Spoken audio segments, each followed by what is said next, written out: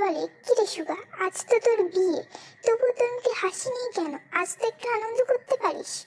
দেখ, আমার এইসব একদম পছন্দ নয়, তাই আমায় একদম বিরক্ত করবি না।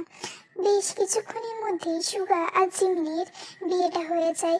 বিয়েটা ভালোভাবে হয়েছে দেখে জিমিন একটা শান্তির নিঃশ্বাস ফেলে।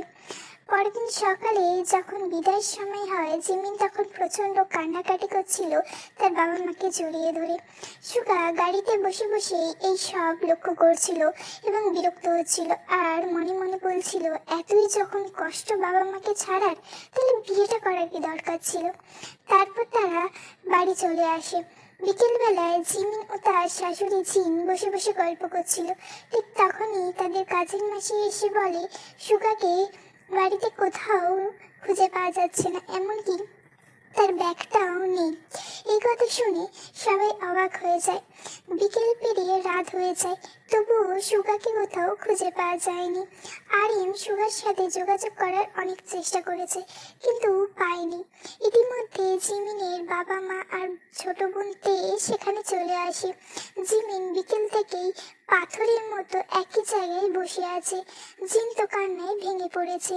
জিমিন বিশ্বাসই করতে পারছে না যে এটা তার সাথে ঘটেছে। জিমিন নিজেকে কিছুটা স্বাভাবিক করে সবাইকে উদ্দেশ্য করে বলে ওঠে, আমি আগে থেকে জানতাম উনি আজ চলে যাবেন। জিমিন মুখে এইসব শুনে সবাই অবাক হয়ে যায়। জিমিনের মা আয়ু বলে ওঠে, এসব কি বলছিস জাতা? হ্যাঁ মা, আমি ঠিকই বলছি যা বলছি। সেদিন যখন আমরা শপিং করতে গেছিলাম, তখন তিনি আমাকে বলেছিলেন তিনি এই বিয়েটা করতে চায় না, তাই তিনি আমাকে এই বিয়েটা ভেঙে দিতে বলেছিলেন। কিন্তু আমি তাকে প্রথম দেখাতেই ভালোবেসে ফেলেছিলাম, তাই বিয়েতে না করতে পারিনি। আজ প্রায় 3 বছর কেটে গেছে। সেই দিনের পর থেকে জিমিন জিন আর আরেমের সাথে রয়ে গেছে তাদের বাড়িতে। জিমিনের বাবা মা তাকে অনেকবার বাড়ি ফিরে যেতে বলেছিল, কিন্তু জিমিন কিছুতেই যায়নি। আর সুগা বাড়ি ছাড়ার 1 মাস পর থেকেই তার বাবা মার সাথে যোগাযোগ রেখেছে, কিন্তু সুগা জানতো না যে জিমিন তাদের বাড়িতে রয়ে গেছে।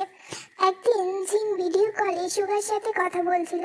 ঠিক তখনই জিমিন একটা সুন্দর শাড়ি পরে সেজে গুজে জিনের সামনে এসে দাঁড়ায় এবং জিনকে জিজ্ঞাসা করে তাকে দেখতে কেমন লাগছে। জিন বলে, খুব সুন্দর লাগছে। সত্যি বলছো মামুনি?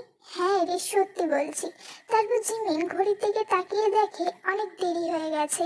সে তাড়াতাড়ি করে জিনকে বাই বলে কলেজের উদ্দেশ্যে বেরিয়ে পড়ে। হ্যাঁ, সুগা বাড়ি ছাড়ার পর থেকে জিমিন আবার নিজের জীবনটাকে আগের মতো গুছিয়ে নিয়েছে। এখন সে কলেজে যায় এবং তার পড়াশোনা আর কেরিয়ারে ফোকাস করেছে। জিমিন যে কলেজে পড়ে, আজ সেই কলেজে অনুষ্ঠান আছে, তাই সে এত সুন্দর করে সেজেছে। এতক্ষণ ধরে সুগা সবটাই দেখছিল ভিডিও কলের মাধ্যমে। এক দেখাতেই সুগা জিমিনকে চিনতে পেরেছিল। তারপর সুগা তার মায়ের সাথে আরো কিছু কথা বলে কলটা কেটে বিছানার উপর শুয়ে পড়ে আর ভাবতে থাকে কিছুক্ষণ আগের কথা। সে কিছুক্ষণ আগে একটি সুন্দর পরীকে দেখেছে, যে কিনা তার ভেতরে থাকা সুপ্ত অনুভূতিগুলোকে জাগিয়ে তুলেছে। তারপরে সুগা মনে মনে বলে ওঠে, আমি আসছি পরি, খুব তাড়াতাড়ি আসছি তোমার কাছে। কলেজ থেকে বাড়ি এসে কোনো দিকে না তাকিয়ে সোজা উপরে রুমে চলে যায়। রুমে প্রবেশ করে দেখে সুগা বিছানার উপর বসে আছে। জিমিনের জন্যই সুগা অপেক্ষা করছিল। জিমিন সুগাকে দেখে রুম থেকে চলে যাচ্ছিল। ঠিক তখনই সুগা জিমিনকে টেনে তার কাছে নিয়ে আসে এবং দরজাটা বন্ধ করে দেয়। তারপর জিমিনকে উদ্দেশ্য করে বলে, কি হলো, তুমি কোথায় যাচ্ছ? পাশের রুমে যাচ্ছিলাম। কেন? এই রুম ছেড়ে তুমি পাশের রুমে কেন যাচ্ছিলে? না, এটা আপনার রুম তো, তাই। আমি তো জানতাম বিয়ের পর হাজবেন্ডের রুমটাই ওয়াইফের রুম হয়, তাহলে এটা কেন তোমার রুম না? জিমিন অবাক হয়ে সুগার দিকে তাকায়। তারপর নিজেকে কিছুটা স্বাভাবিক করে বলে উঠল, আপনি এখানে কেন এসেছেন? চলে যান।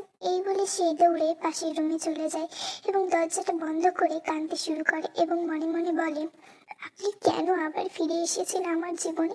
আমি সবটা ভুলে নিজেকে স্বাভাবিক জীবনে ফিরিয়ে এনেছিলাম। সে এইসব কথা ভাবতে ভাবতেই ঘুমিয়ে পড়েছিল। পরের দিন সকালে সূর্যের আলো চোখে পড়তেই জিমিনের ঘুমটা ভেঙে যায়। সে ঘুম থেকে উঠে রেডি হয়ে নিচে নেমে আসে।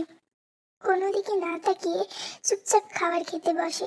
খাবার খাওয়া শেষ হলে জিমিন উঠে কলেজের উদ্দেশ্যে বেরোচ্ছিল। ঠিক তখনই জিন বলে ওঠে, জিমিন মা, এই কিছুদিন কলেজ না গেলে হতো না? কেন মামুনি? না মানে আমি আর তোর বাবা তোদের দেশের বাড়ি যাচ্ছি, তাই জন্য বলছিলাম। আচ্ছা ঠিক আছে। বেশ কিছুক্ষণ পর আরেম আর জিন বেরিয়ে পড়ে। তারা চলে যাওয়ার পরে জিমিন তার রুমে যেতে নিলেই সুগা একটানে জিমিনকে তার কাছে নিয়ে আসে। তারপর জিমিনকে উদ্দেশ্য করে বলতে শুরু করে, তোমার এত বড় সাহস যে তুমি আমাকে ইগনোর করছো? আমাকে ইগনোর করার অধিকার তোমাকে কে দিল? জিমিন কিছু বলার আগে সুগা ডিপভাবে কিস করতে থাকে, সাথে বাইটও করছিল। বেশ কিছুক্ষণ পর জিমিনকে ছেড়ে দেয়। তারপর জিমিনকে কোলে তুলে রুমে নিয়ে এসে বিছানার উপর ফেলে দেয়।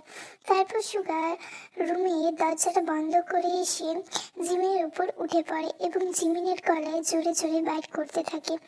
ঘটনাটা এত তাড়াতাড়ি ঘটার জন্য জিমিন প্রথমে কিছুই বুঝতে পারছিল না। তারপর যখন সে বুঝতে পারে তখন সে সুগাকে ধাক্কা দিতে থাকে, কিন্তু একটু সরাতে পারেনি সুগাকে। ধীরে ধীরে জিমিনও সুগার সাথে তাল মেলাতে থাকে। এইভাবেই তাদের রাতটা পার হয়। দেখতে দেখতে 7টা বছর কেটে গেছে। জিমিন একটি বাচ্চার পিছনে দৌড়াচ্ছে। হ্যাঁ, এই বাচ্চাটা আর কেউ না, জিমিন আর সুগার একমাত্র মেয়ে ইয়নমিন। সে রাতের পর থেকে জিমিন আর সুগার মধ্যে সবকিছু স্বাভাবিক হয়ে যায়। আর 5টা বছর 5টা স্বামী স্ত্রীর মতনও তারা স্বাভাবিকভাবে সুখে শান্তিতে ভালোবাসার মধ্যে দিয়ে জীবনযাপন করতে থাকে। গল্পটা যদি তোমাদের ভালো লেগে থাকে please like, comment, share and subscribe.